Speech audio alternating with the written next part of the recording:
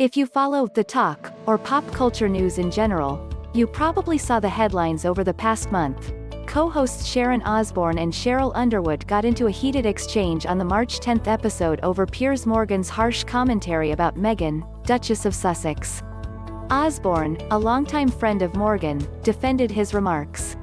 When Underwood asked Osbourne how she would respond to people who felt Morgan's comments were racist, Osbourne became offended and shot back with a defensive, heavily censored response and said she felt like she was being put in the electric chair.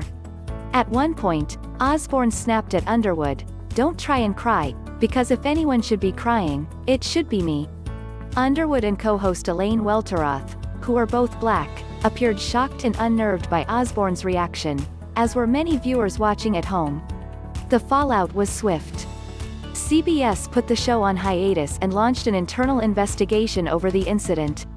Osbourne apologized to anyone of color that I offended and/or to anyone that feels confused or let down by what I said, but she also claimed that she was set up by the show. Ultimately, it led to Osbourne's departure in late March. On Monday, the co-hosts gathered for the first time since the weeks-long hiatus, and they didn't shy away from discussing the episode.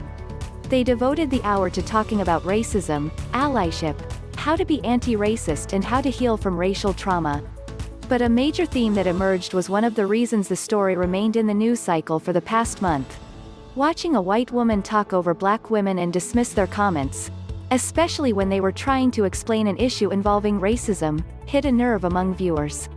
I think when you go back and watch what happened in that episode, you will see two black women walking the same tightrope that black women are walking every single day in the workplace, Welteroth said. We knew that we had to stay composed in that situation. Even in the face of someone who was A, not listening and B, who went off the rails into disrespect, when we were maintaining our respect within the context of this very complex, charged, emotional conversation. Underwood said it's still difficult to revisit the day, and she heard from women during the show's hiatus who faced similar disrespect.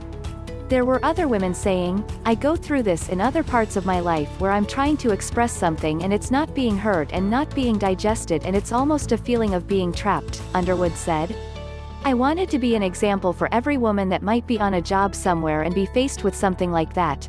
But definitely black women who have to manage not just their own expectations and responses, but we have to manage ourselves. Ellipsis. Regardless of your background, every day there's some woman going through something like this.